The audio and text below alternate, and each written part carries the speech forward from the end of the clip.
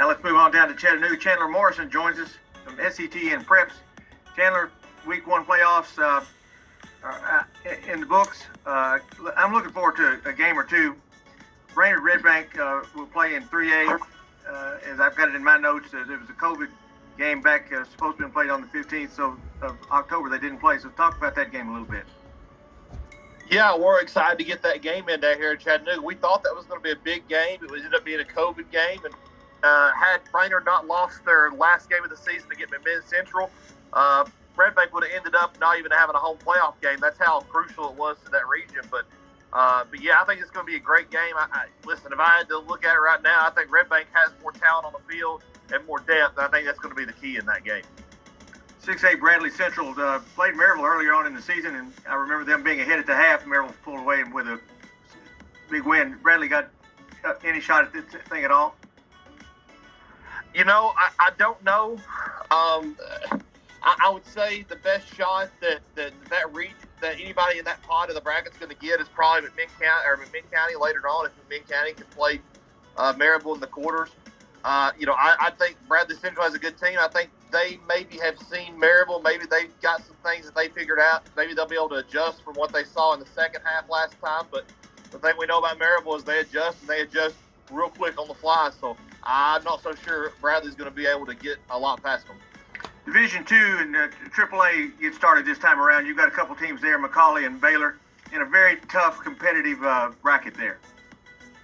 Yeah, I think it's going to be a tough draw for both of them. You know, this is not the McCallie Baylor we saw last year. We thought they were, this is going to be 1 and 2, and this is a totally different scenario. I think they're going to be undervalued because I think McCallie has improved a lot. Baylor has improved a lot. They both played really, really well against Brentwood Academy, who's probably the favorite out of the East. So, I'm not sure what to think. All I do know is that when the expectations are not on Baylor as much, Baylor seems to have a lot of success as we've seen in the past few years. East Hamilton will take on Elizabeth. It should be a really good football game. East Hamilton put up 56 last week. Kind of size that one up for us. Yeah, I'd like to see East Hamilton get a win here. I just don't know. I don't know a whole lot about Elizabeth, and I know they're a really good team. I know they're going to blow out pretty much whoever they play.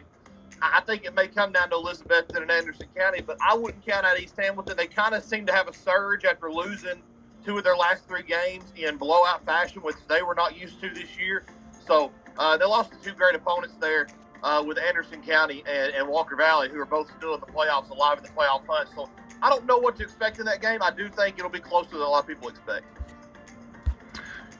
Chandler, let's talk a little bit about South Pitt and their quadrant. They've got Clay County, Gordonsville facing off in one game, and Gordonsville being the favorite there. Monterey's who South Pitt plays this week, but they went 52-0 over Joe Burns, and it kind of feels more like the same coming up the next couple of weeks. Yeah, I think what's really helped South Pittsburgh this year is kind of, I guess, a weakened Greenback. It seems like they're not where they usually are for Greenback standards because, honestly, it'll probably come to South Pitt, Gordonsville in the quarters, but really a lot of people are looking forward to that semifinal to see who they're going to draw out of there. I think really South Pittsburgh has got to get past Gordonsville first. I think that might possibly be a team that trips them up, but they really, really got to focus on that game coming up in the quarters before they can even look past the semis and maybe to the state title game. Really good game this week upcoming. Marion County and Watertown face off. Watertown the 1 seed, Marion the 2 seed, and then you got Trousdale Bledsoe. And should be some really competitive football in that quadrant 2A. Yeah, that's probably been the most competitive pod with teams from the Chattanooga area as far as I think that we could see a 1 versus 1 in the quarters. We could also see a 2 versus 2. It's that competitive and that close, I think. I think that what we'll see more often than not is more than not is probably a Watertown-Trousdale matchup. I hate to say that with the Chattanooga area teams we got going. I think Watertown and Trousdale are just too good right now, and I think Bledsoe County is a little bit – they've got a lot of great players. I think they're a little bit too one-dimensional sometimes. They can throw the ball around a little bit. I don't know how they're going to fare against the Trousdale team. Trousdale's been known to kind of find your weakness and play with you and gut it out. So that's going to be a hard one to call. I think that Watertown-Marion County matchup is going to be very underrated for a lot of people. seeing is that, Marion County ended the season beating a 5A team in Ray County who may go to the quarterfinals in 5A depending on how their season kind of falls into place in the playoffs there.